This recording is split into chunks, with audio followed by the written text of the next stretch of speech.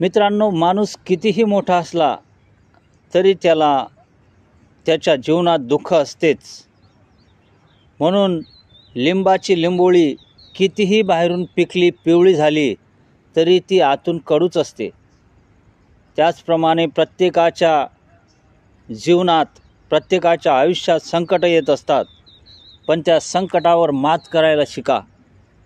आपल्यावरील आलेले संकट आपल्या जवळच्या व्यक्तीला सांगा, त्यामुळे तुमचे मन हलके होईल.